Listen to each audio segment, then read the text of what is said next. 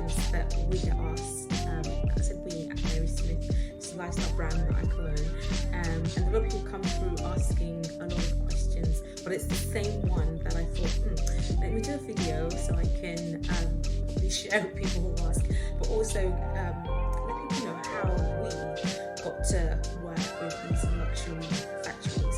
So these are the factories that produce for some great luxury brands that are out now at the moment, and I'm going to talk about how we did it. The way I'm going to describe it is probably very different, not probably, is different from, you know, probably the route like a fashion student will take, or somebody who's in the industry already will take, because I guess they would have the right channels, they'll know the representatives, they'll know the factories, the processes to do it. But obviously someone like myself, I didn't have any of that. Right now I have a fashion diploma, which I thought you know is good to have, that I did after the fact, so I can know a bit more about the industry, and just learn, not just kind of, not every step of the way, between trial and error, and I'll talk about that in a minute. So this is the quick video on that. Here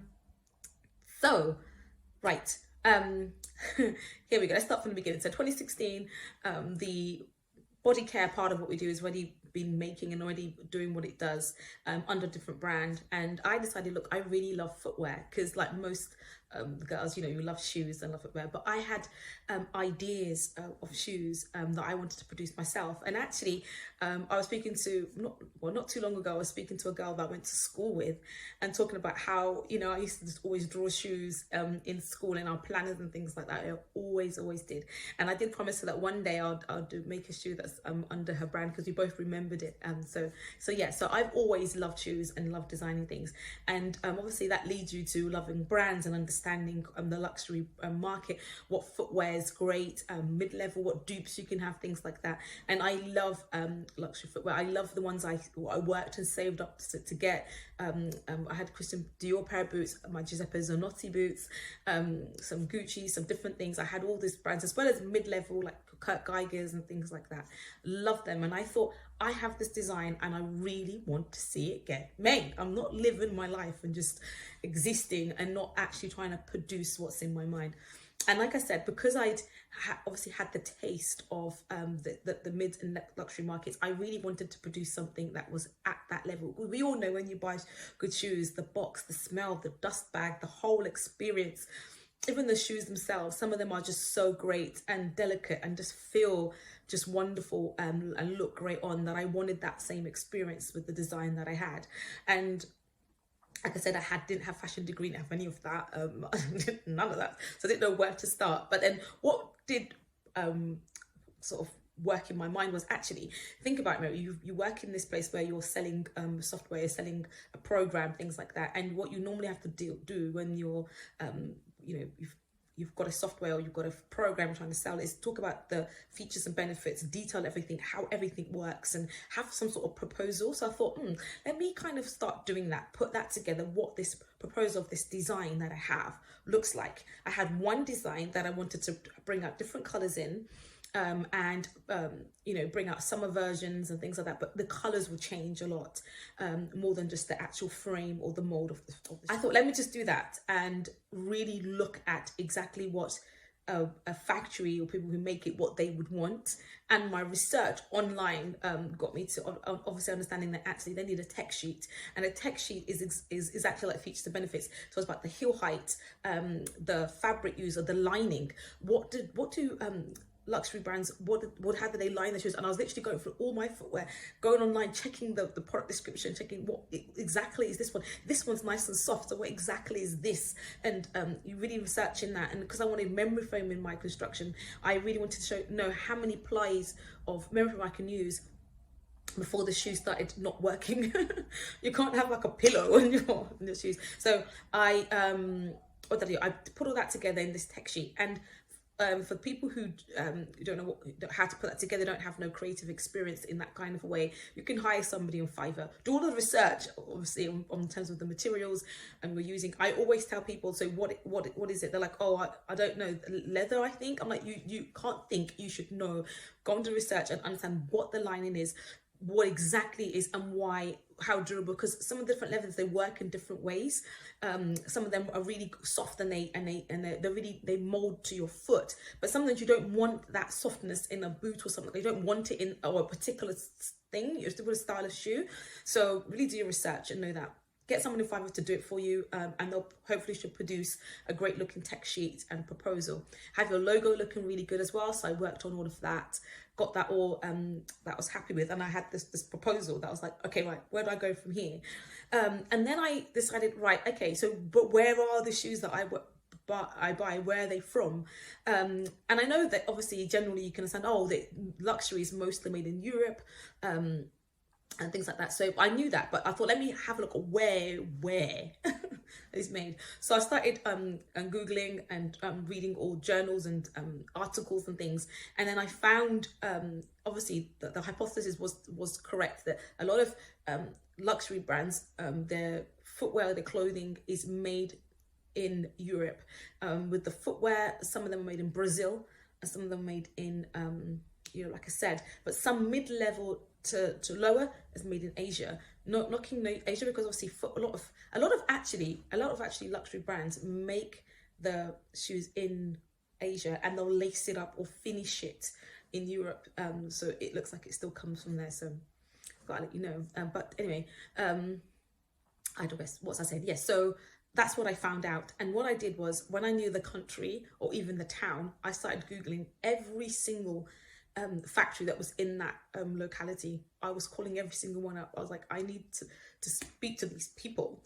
And in Europe, I realized that actually these people, it's not just money. You can't just chuck money at them and say, make my thing. It doesn't work like that. They need introductions. They need to be almost like teased. Some of them actually flat out they're not going to be making for anybody else. They just don't want to do that unless you've proven yourself. And they've got these things have been around for donkey's years, so some factories as well, they were like, well, what is the end price? We like everything we're seeing, but what is the end price of the footwear? I was like, oh, it's about 150, 200 pounds max. They're like, no. I was like, but why? They're like, because our shoes that we produce, they're sold minimum $600. We're not making luxury for you to go and be selling it at that price, even though the cost price might not be like that. They just don't want to be affiliated with that kind of mid to low. They were like, no. So I was like, okay.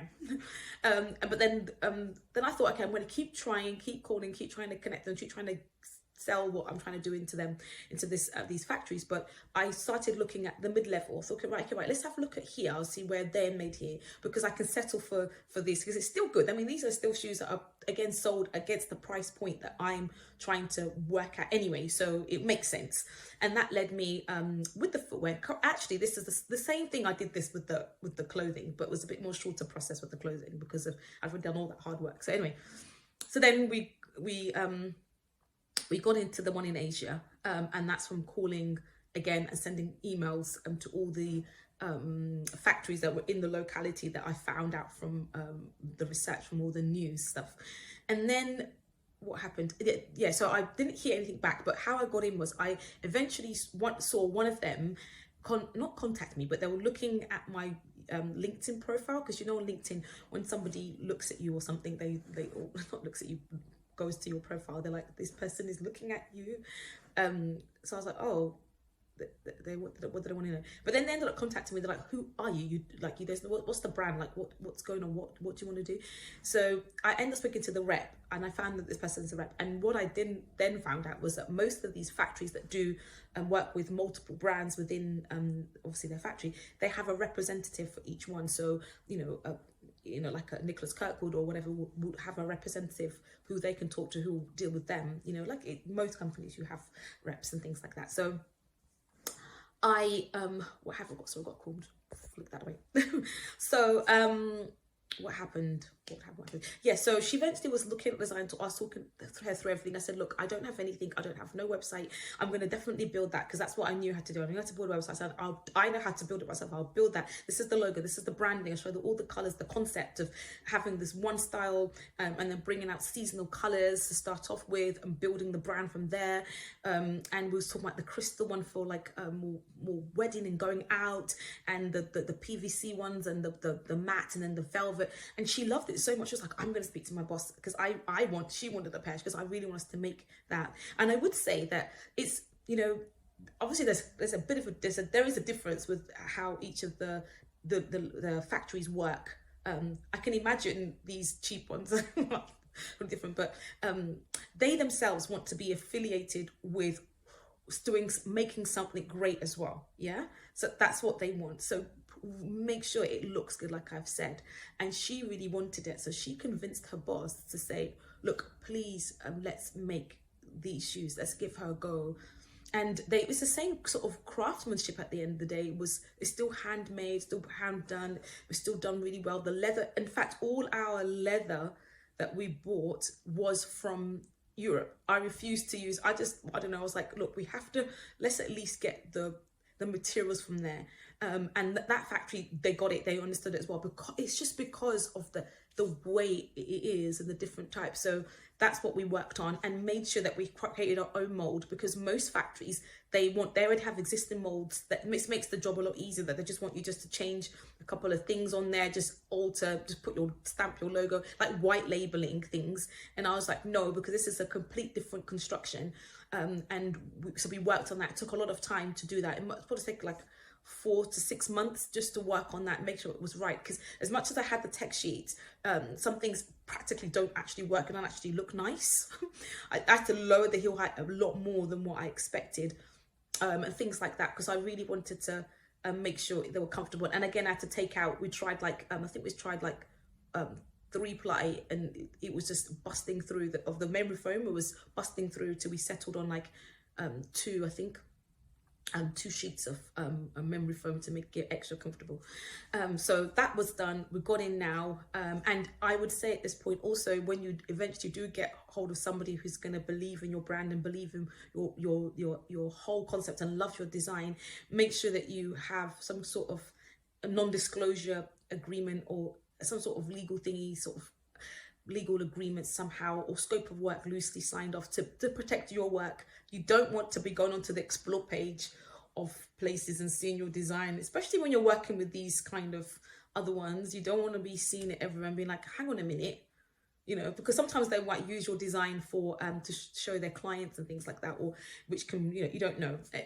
I'm not saying that luxury houses do that, but we all know that they you can go on AliExpress and see styles of Louis Vuitton shoes that they've never released themselves, or, you know, all exact replicas. And you just want to stop it from seeping into the black market, and just your idea just being taken away from you. So have some agreements in place, which I did, and that was fine. So I was still on this side now, still trying to get into the high-end stuff. I thought, but let me just work with this.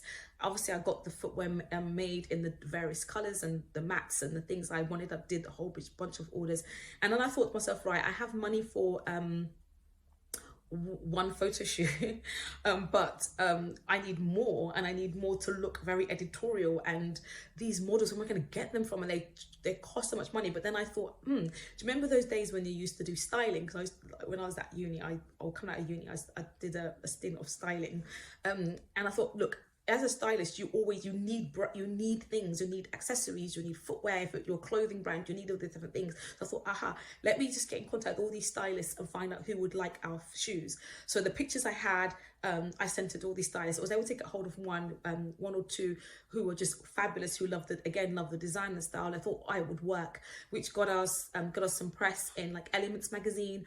Then was able to work with Sugarbird, lend them shoes for all their campaigns, and all those images then they give to you, which it's fantastic, because you get all these great images, which I'll put all up, that I was able to put on the website, on the Instagram, places like that, and both say we're working with this person, we did this, or see your shoes on their like page. That was just so fantastic.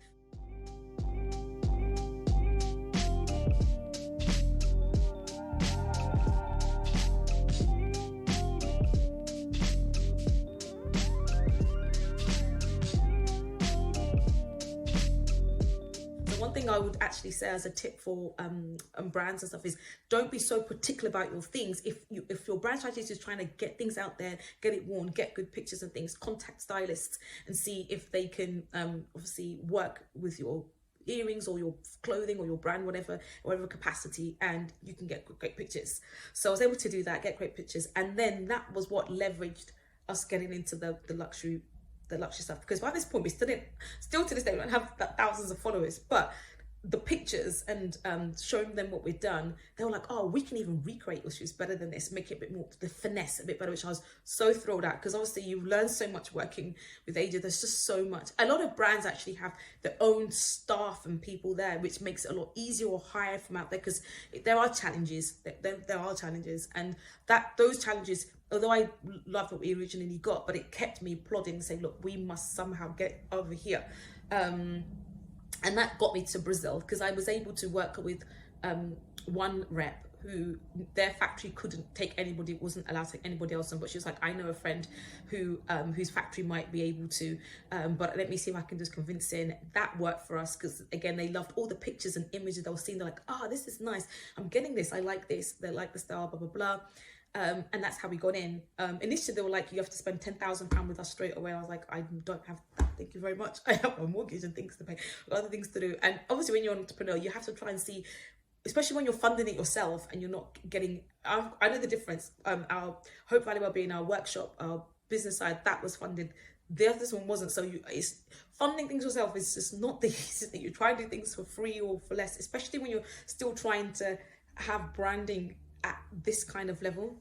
So I was like, no, I can't, but negotiated and pleaded, and a year later, like, oh, fine, we'll do it in our summer room for you, we'll see what we can go, because we really like you, we really like all of this sort of stuff. So I say your reputation, how you come across, how you do your persistence in a right way, can get you through the doors as well. So that's kind of what happened, actually. That's how we got into these things, persistence and just packaging what we want, our brand, in the right way. The same thing with the clothing.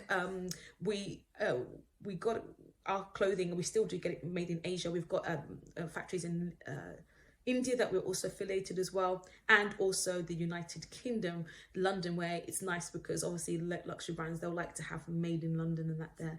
And that actually, the London one was the only one that came through knowing somebody. And obviously by this point you start building your network of things, and actually that factory is owned by a guy who went to one of my brother's friends, who used the money that he made to buy up factories in London and just target the luxury market. And that's one thing I would say, though. I know I do this whole high-low thingy, but I probably would advise brands go for all the effort it takes. When you start looking at how much a dust bag costs, you start thinking, oh, it probably is worth this, probably just for what it is, just going straight to luxury. And someone did tell me that, why didn't you just stop and just targets just the luxury, because of the effort that's taken. You just don't want things done so shoddily, and especially if you're going to do things really, really well, it becomes increasingly difficult to have it at such a low cost. But anyway, it is what it is now. We'll see, and we're working on other things that we might get it right there. So anyway, I thought I'll just share this video how we got in, and I advise everyone to try, package yourself well, learn as much as you can, network, and just keep going, and listen to stories of the brands of how they got in as well, because it might be easier if you just want to did a degree straight away and got in that way and whatever. So but anyway, let me know if you have any questions, and thank you for watching.